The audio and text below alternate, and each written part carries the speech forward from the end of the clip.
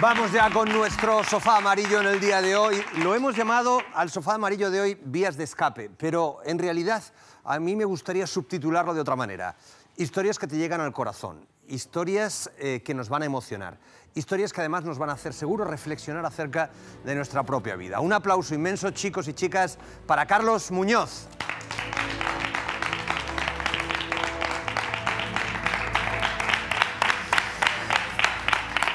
Carlos, amigo, bienvenido. Hola, ¿qué tal? ¿Qué tal te encuentras en el sofá amarillo?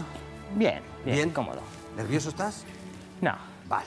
Bueno, nos vas a contar una de esas historias que digo que te llega al corazón y vamos a empezar a contarla cuando realmente comienza, que es muy pronto, cuando eras muy pequeñito. Y además comienza como las grandes historias, porque empieza con un hecho aparentemente fortuito que de verdad te cambia toda tu vida. A los 2 años tenías amigdalitis. Así comienza. ¿Y qué pasó? Pues estaba en el pueblo y pues la figura del practicante que había entonces... Me acuerdo. Además en Canfrán Pueblo, el practicante tenía la consulta en la estación de Canfrán. Sí. Pues me fui a poner una inyección de antibiótico. Sí. Con tan mala suerte que yo en ese momento estaba agarrotado, estaba llorando y me la puso y esa inyección no fue bien. Esa inyección se enquistó, se hizo un proceso muy tórpido, se acabó haciendo un absceso, al final acabó haciendo una fibrosis. Para que nos entendamos, el común de los mortales, digamos que desarrollas un tumor como consecuencia de aquella inyección de antibiótico. Antibiótico. Entre los 6 y los 18 años te tienen que operar hasta en 6 ocasiones.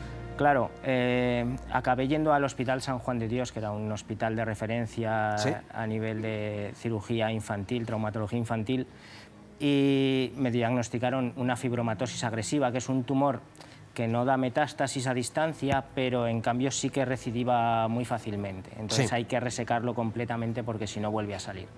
Entonces, tras varias operaciones, pues se me agarraba la arteria poplitea, tenían que dejar un poco, volvía a salir, hasta que al final ya, pues con 18 años, pues quedé libre del tumor. Pero bueno, claro, durante todo este tiempo, y aquí vamos a lo de vías de escape, tú encontraste en el deporte una vía de escape. Y no solamente una vía de escape, sino cierta manera o cierto modo de rebeldía, incluso. Claro, yo creo que cuando a una persona le dicen que una cosa no la puede hacer, siempre me decían, tú no vas a poder hacer deporte, no vas a poder... Pues yo... Todo lo contrario. Todo lo contrario, claro. Yo hacía deporte, jugaba baloncesto, a fútbol, a todo lo que podía. Sí. Me apuntaba al equipo de baloncesto del instituto, en la universidad incluso.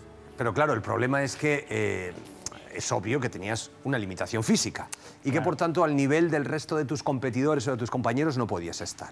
Claro. En una ocasión te marchas a Holanda y en Holanda conoces a alguien que realmente te cambia la vida. ¿Por qué? ¿Qué te dice? Bueno, pues conozco a un chico que tiene una discapacidad y él me habla del baloncesto en silla de ruedas, que yo nunca me había planteado hacer deporte adaptado. Sí. Entonces me habla del baloncesto en silla de ruedas, me habla de que hay un equipo en Zaragoza que juega en División de Honor. Sí. Y entonces es cuando me planteo, digo, bueno, siempre he podido hacer deporte, pero nunca he podido competir realmente en igualdad de condiciones. Sí. Entonces digo, jugando a baloncesto en silla de ruedas con gente con discapacidad, pues puedo probarme a mí mismo hasta dónde puedo llegar. Te integras en ese equipo, 24 partidos internacionales, has jugado varias veces la Copa del Rey, 2 semifinales europeas, una final europea, has jugado siempre en la División de Honor. Has cumplido tus expectativas, claro. Pues sí, la verdad es que he tenido la suerte de coincidir en una época del club, pues digamos que la más florida a nivel de resultados, de participaciones en Europa. He competido en competición europea, en Copas de Europa, he jugado una final, la he perdido, he jugado otras 2 semifinales más. Bueno, estoy contento. Carlos, ¿cuál es tu silla de las 2? La roja. Esta, pues antes me senté yo en ella, lo siento, Carlos. Ah, no, me senté en la otra. Te sentaste en la otra. Dale ahí, Carlos, siéntate, puedes sentarte sin ayuda, ¿verdad? Sí, claro, claro. Oye, una cosa, porque esa es una parte de tu historia. Es la parte de la superación de ese límite físico y esa incorporación en el equipo de baloncesto que te permite cumplir tu sueño. Pero luego tenemos otra historia, otra parte. ¿Tú empezaste a estudiar qué? Pues yo desde pequeñito, yo siempre había dicho que quería ser médico, pero un poco pues porque siempre había estado metido en un ambiente médico, operaciones, rehabilitación, y no sé, pues me sentía cómodo y cuando llegó el momento de elegir pues profesión... Date la vuelta y así te ven en casa, ponte mirando para allá, eso es. Y... Pues decidí, sobre todo mi padre me ayudó a decidir que quería estudiar medicina y al final pues empecé con ello. Bueno, te matriculas en medicina finalmente y al poquito tiempo de matricularte en medicina, ¿qué ocurre? Pues al poco tiempo a mi padre le diagnostican un cáncer de pulmón. Cago en la leche. Y a los pocos meses falleció. Entonces eso para mí fue un palo bastante duro. Tú te quedas a 5 asignaturas de licenciarte, de terminar la carrera. Bueno, continué con la carrera un poco, pues, aunque había perdido un poco de motivación, pero bueno, un poco a trancas y barrancas, pero bueno, le iba sacando. Sí. Pero cuando quedaban 5 asignaturas para terminar, pues lo dejé y me puse a trabajar. Te pusiste a trabajar, estuviste haciendo prácticamente de todo. De todo. Y llega la segunda revolución que podríamos decir en tu vida, que es la del amor. Te enamoras, te casas y tienes 2 hijos. Tengo 2 hijos. Y entonces dices en tu cabecita, mis hijos merecen el mejor futuro posible. Eso es. Voy a terminar medicina. Pues sí, basta que... Yo siempre he dicho que cuando no hacía otra cosa más que estudiar, pues no lo hacía, no me implicaba completamente. Sí. Y en cambio, teniendo hijos, teniendo un trabajo a jornada partida, pues posteriormente, por las noches, sacaba tiempo y estudiaba y terminé la carrera de esa manera. Terminaste la carrera. ¿Recuerdas uno de los momentos más emocionantes de tu vida? Es cuando se lo tienes que comunicar a tu madre, porque tú no le habías contado a nadie que estabas estudiando la carrera, terminándola. Claro. ¿Cómo fue? Pues como era un proyecto un poco complicado, que no sabía cómo iba a salir, porque llevaba mucho tiempo sin estudiar, llevaba años que había abandonado la carrera, pues por una parte no quería ponerme presión añadida, entonces no se lo dije a nadie. Y además, pues también quería darle esa sorpresa a mi madre, quería corresponderle porque ella siempre había tenido la espinita de que no había conseguido que yo terminara la carrera, entonces quería darle esa sorpresa. Si tú ahora quisieras meter un tiro aquí y yo te quiero bloquear, ¿cómo lo haríamos esto? Pues esto es un pitote con la silla de ruedas, ¿no? Es decir, la cosa aquí cambia mucho a la hora de jugar. Intenta meter un tiro, a ver... Probablemente tiraríamos la canasta abajo. Sí, hay que tener mucho cuidado. Espérate, que voy a agarrar... A ver... Casi se va la canasta. Oye, y ya para terminar, déjame ver qué tiro yo.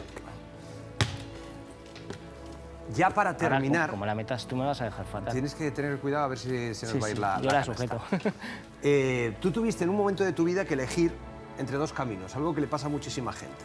Entre tu familia, tu profesión y el baloncesto. Entonces optaste por tu profesión y el baloncesto. Pero la vida al final te ha regalado el pleno. Míralo. ¡Olé!